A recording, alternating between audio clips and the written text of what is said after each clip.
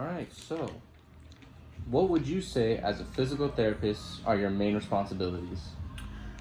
The main responsibilities of a physical therapist, especially as things move forward here, there's kind of been a little bit of a revolution in physical therapy where primarily we went from this, what you would call a physician extender, Yep. to more of an autonomous practitioner like a chiropractor or any other type of medical doctor type of situation, right? Yep. Where our real job is to really be able to be somebody that can assess, right, and triage somebody to the right situation, right? Yep. So the assessment really is you collecting information, right? So you have two parts of the assessment. You have taking the history, which is asking questions, right? And they say like 85% of your diagnosis comes from actually taking the history, right, which is the talking part. And also you end up missing a lot of stuff in that part if you don't do it correctly, right? So you will move forward with a bias thinking that you got all the information and you missed something, and then that's how a lot of times malpractice happens, right? Especially with physicians, because that's one of the cool parts about physical therapy. Like my liability insurance is basically a couple $100 a year. You know, your average surgeon's in the tens of thousands of dollars because they have way more problems than we do. We don't really ever hurt anybody, which is nice. So then the next part is taking the actual objective measurements, right? So you're looking at quantifying something and trying to understand how whatever you heard from them in the subjective part of going, this is why this hurts. I was actually just talking to a patient about this, right? This is why this hurts. This is when it hurts. This is how it hurts. All the qualities of the pain and the problem that they're having, because your real goal in this is to solve their problem.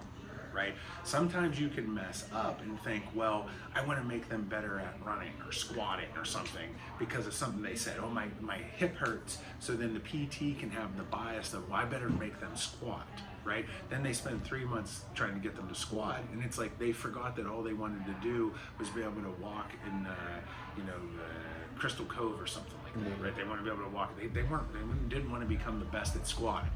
Does that make sense? Right? So you end up missing something there, or something where you could have asked them a question about their history. You know, do you have a family member that has this problem or something along those lines, which might lead you later to go, ooh, you need to go back to your doctor, right? So, and this is even more important now because you can go to see a physical therapist without a referral from a doctor, right? In California, the rules are a little bit different. In Pennsylvania, that law, that's where I'm from originally, right? That law was passed in 2004. Right, so you didn't have to go to a physician to get a prescription or a referral to go to see a PT. So out here, that law passed in 2017. So with that, if you're getting a prescription from a doctor, right, it's really easy for you as the PT to not really have to think as much about diagnosis and assessment and this part of the evaluation, right, which is what I'm getting to. Because the doctor has already, or the physician has already done that for you, right? But just like right now, if you came in here to see me, I have to be really good at assessing and then triaging the situation, right? So, and I'm getting to that.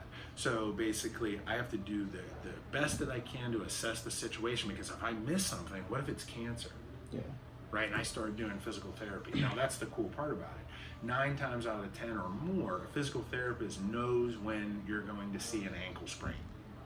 Right? I've seen 1,000 ankle sprains, right? But if I see something that's weird, then I go, wait a second, hold on. Maybe this is something that I need to refer back to another doctor. And there's a whole process for that, right? Which is what is called triaging, right? What do I need to do next is based upon my evaluation, right? My evaluation is how I interpret what I'm doing after that I look at all of the assessment and data that I collected, right? So the assessment is, do you have tight hamstrings? The evaluation is, are your tight hamstrings causing your back pain, right? And how are we now going to move forward with that? And then you figure out how to triage the situation from there. Do I do treatment right now?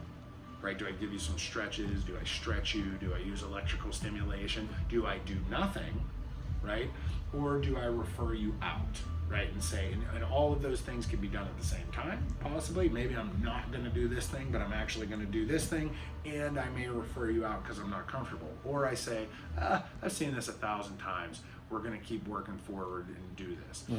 So one of the things that I was trained in heavily that you see in high-level sports medicine, especially back when I started coming through, it's becoming more common now, but it's not, is there's basically what you would call a time-based protocol and then an evaluation-based protocol. So a time-based protocol is like, I assume that I know what your problem is, or because of the surgery that you had, and I say, this is going to take 8 weeks, right? And every 2 weeks, we're going to change the program based upon the time that you've been with me, right?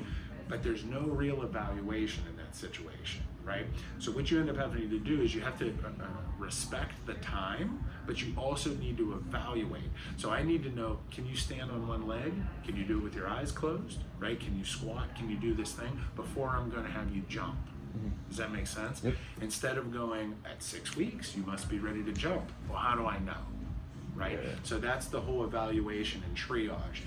And that's really what a doctor is supposed to be good at. And then a doctor of physical therapy, the reason why we got our doctorates is because we have a unique body of knowledge that basically society deserves to have access to, that deserves somebody that has a doctorate level of education in that field. Does that make sense? Yep. So, All right. So and probably my questions will be all long-winded, or answers will be all long-winded. That's perfectly fine. Okay, yeah. all right. So what's a typical day like being a physical therapist, Yeah. or a typical day for you? Yeah.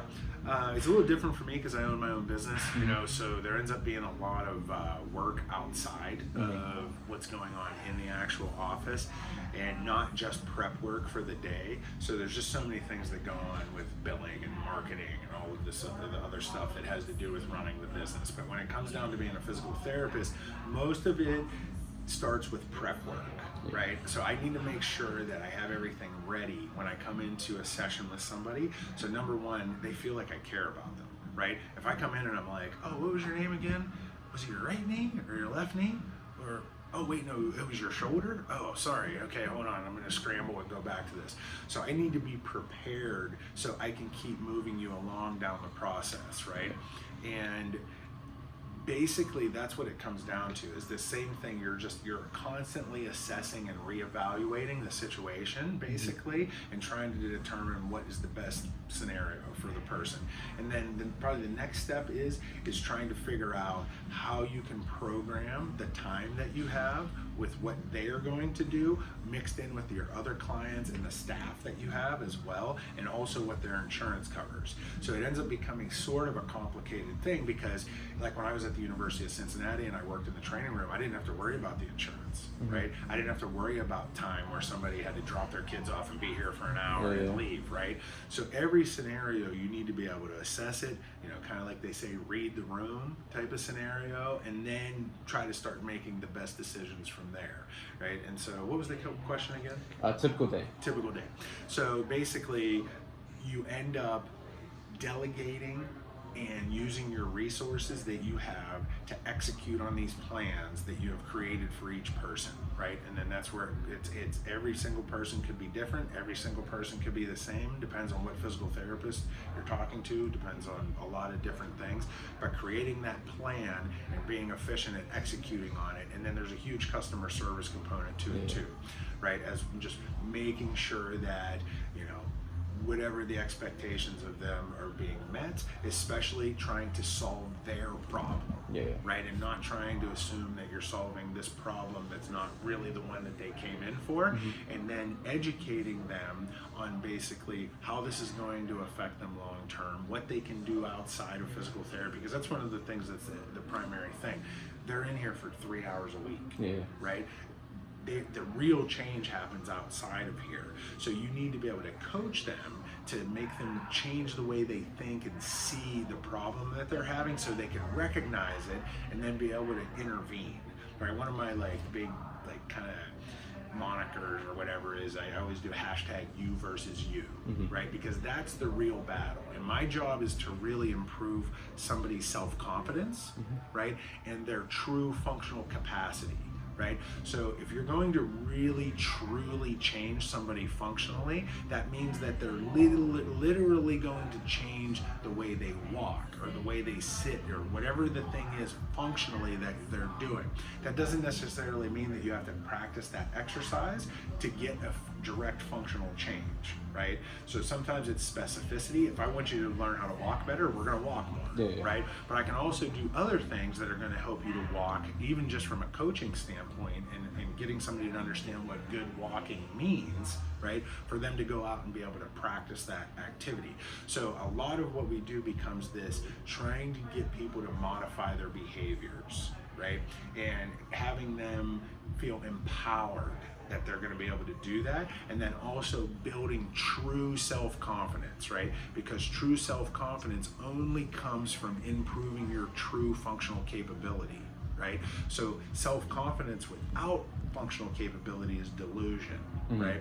So if they end up being delusional when they go to try to lunge and they think that they can do a lunge but they're not ready for it, they're going to get hurt, right? So you have to be very cautious about making sure that they know where their capability is and trying to align the challenge with their capability, right? So the more that you can do that, you can put them more into a flow state, if you know what that is, if you've ever heard of that. And most people with PTs don't think this way. I think this way. It's a different nuanced thing.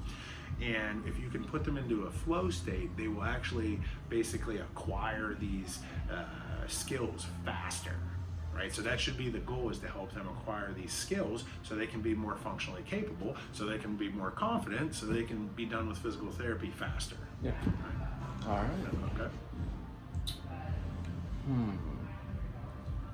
How would you say your education helped you get where you are? I mean, that's pretty good. So, first of all, it was lucky. I tested out in pretty high in math and computer science type of stuff, and that's what I was looking at getting into. And it seemed like the right path because I was good at it. And then I started out in undergrad as computer science, basically. And beginning of my junior year, I decided to switch. And a couple of the things that happened, I was already playing 2 sports. I was already an exercise science student. I was a 2-time All-American in wrestling. So I just was very physical and into body mechanics and into working out, right?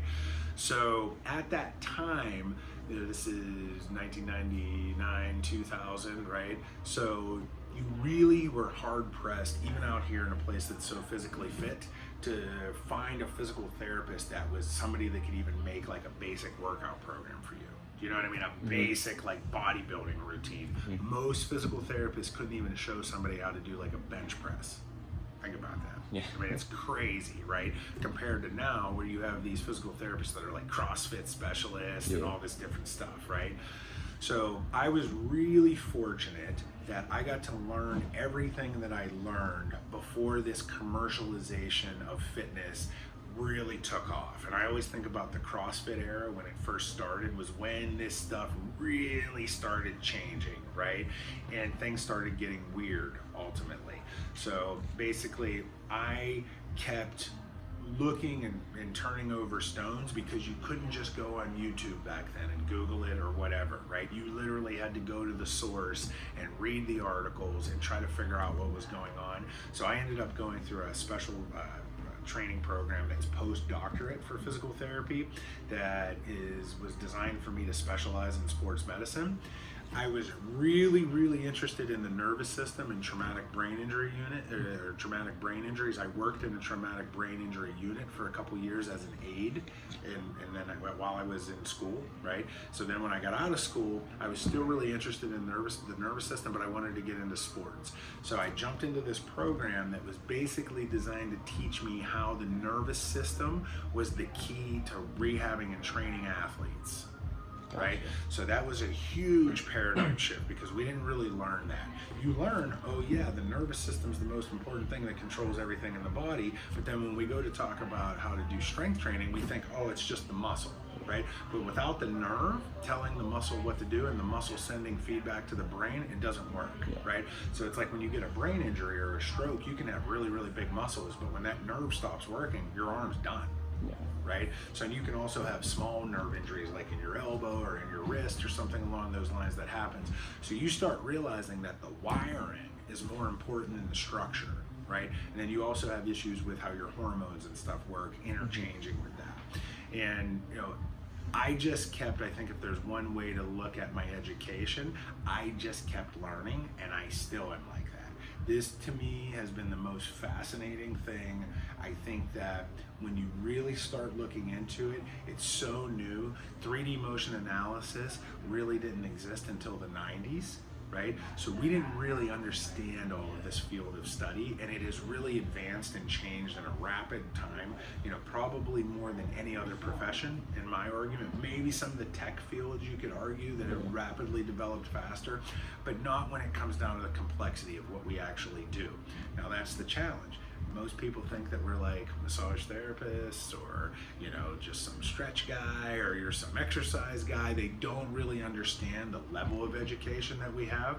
This also leads into one of the reasons why physical therapy is a tricky route to go, because physical therapists probably have one of the most grueling educations and ultimately the most investment that goes into it for money, right, to get there, with the least amount of financial reward, arguably, right? Okay. If you just want to take a job and work and be a normal physical therapist, not doing all the extra stuff that I did, right? I did all the extra stuff because I knew I needed to differentiate myself through my education, and that was critical.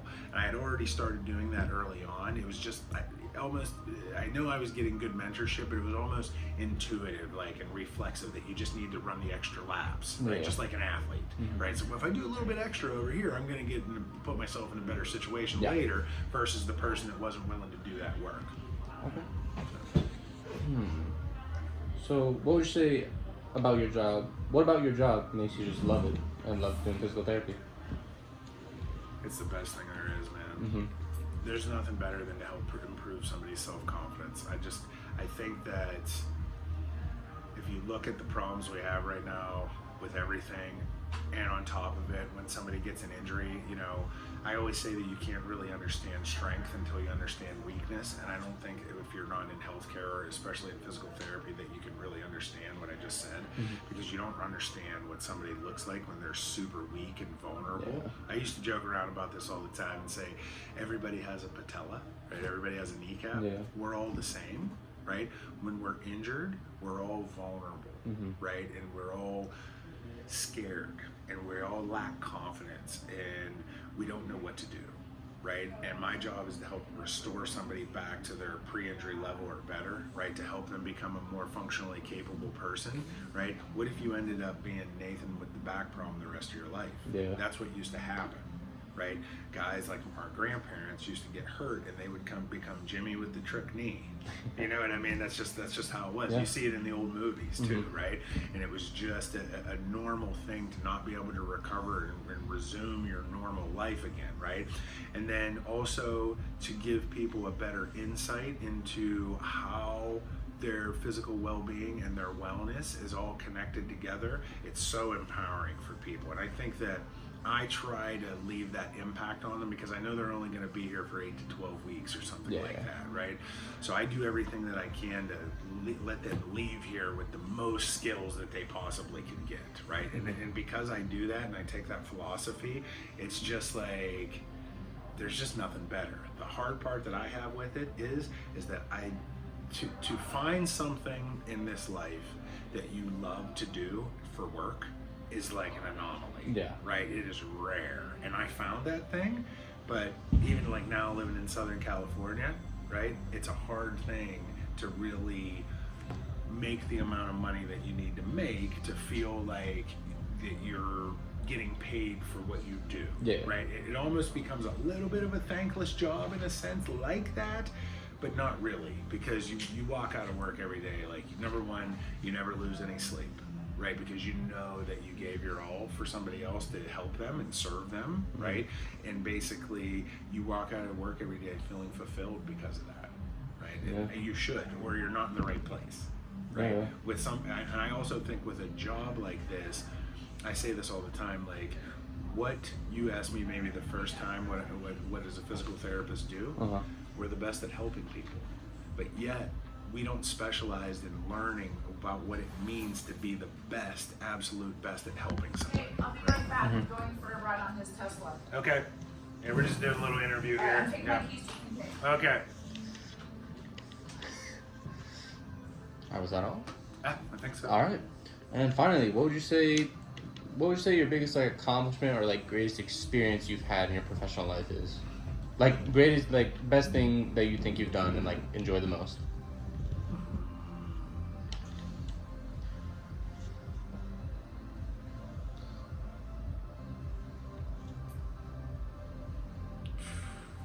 That's a tough one. If you want to name a few, we can go off that. Yeah. So, one of the first patients I worked with was a guy that tore his ACL. I mean, there's so many. Yeah.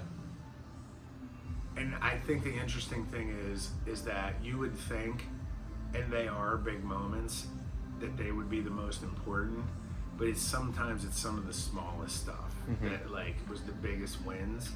And when people sometimes don't even get 100% better, but you did help them improve 75%. Yeah.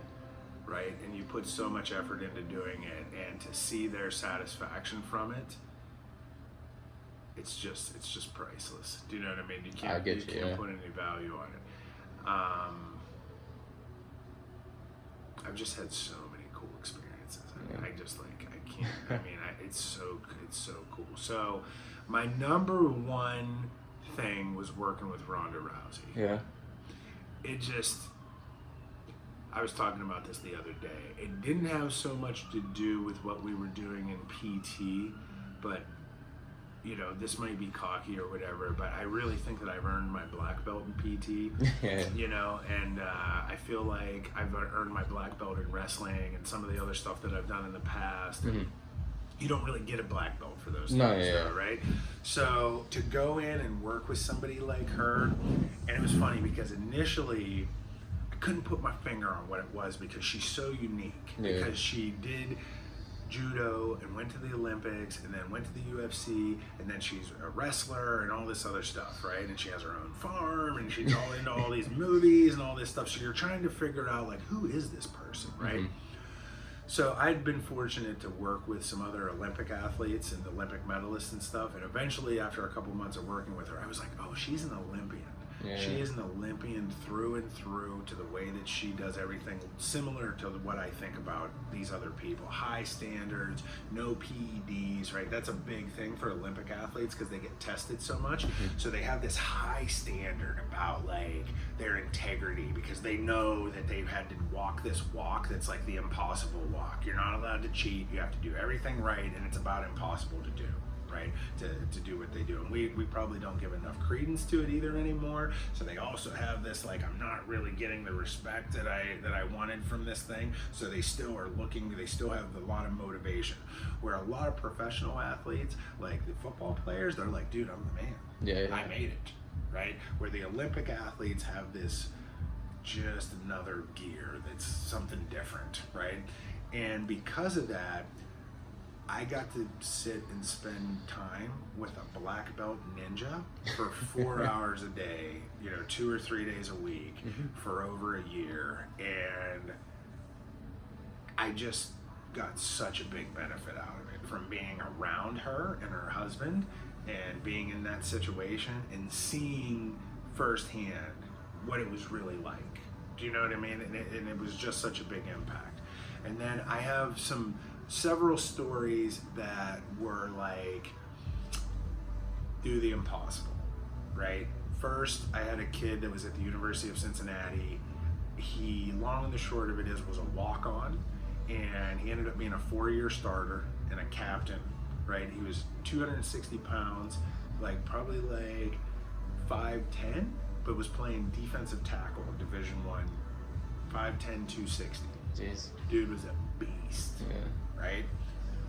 Never got any looks because he was 5'10", 260. Walks on the University of Cincinnati's team, starts as a freshman, right? Starts all 4 years, team captain, Third game of the season, some dude basically cheap shots him and clips him and takes his knee out on a punt return or something. It was a punt return. Yeah.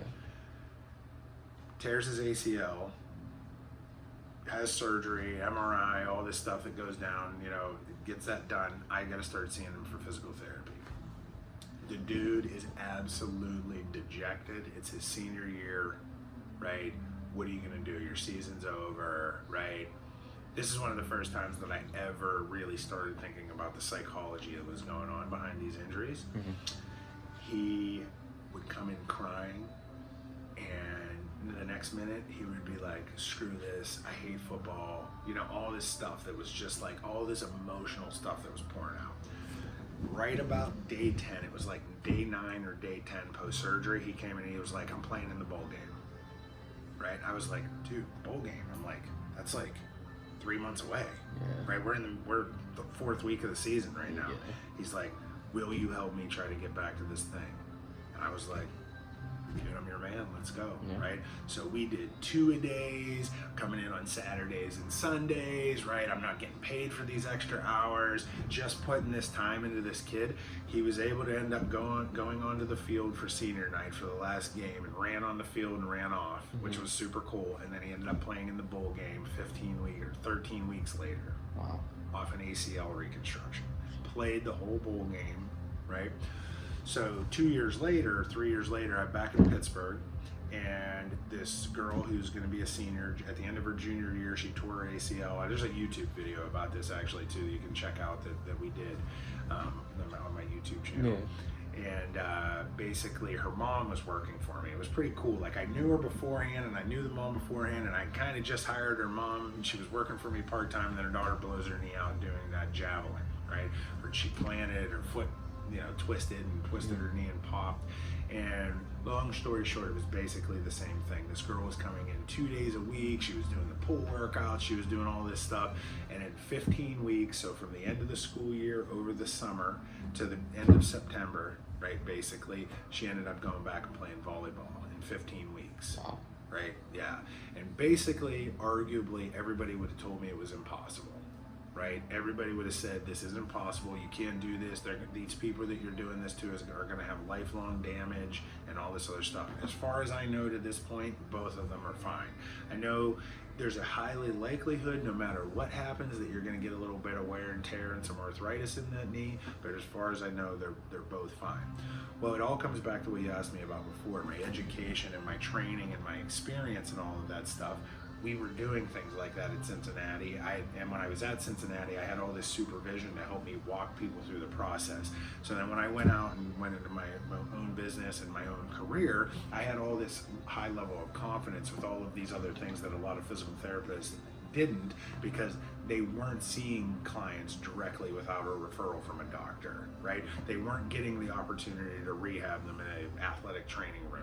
They weren't getting these experiences. So by the time that I got out, it was like I had created so much separation. So everybody would always be like, you're crazy, right? And I'm like, no, I mean, we just did this. What do you think the crazy part about it? It was just rare, right? So people couldn't accept it a lot of the times, So then that's kind of what happened. I started to end up becoming like the go-to guy for if you wanted to get back from injuries fast and, be able to be effective. That's the other thing. It's really easy to go back from an injury and not really be effective. And that's usually what actually happens. Yeah. The hard part is also, the huge part is to not get a re-injury, right? That's mostly what I do, right? Everything is designed to create a situation where you don't get a re-injury and then you improve your function and your performance, right? So if you get a re-injury, typically it takes about 2 to 3 times longer. So if you get hurt once and then you get hurt again within the healing time, right? Like say you're not fully healed, it usually doubles or triples the length before you actually can get back to what you're trying to do down the line. All right. Yeah.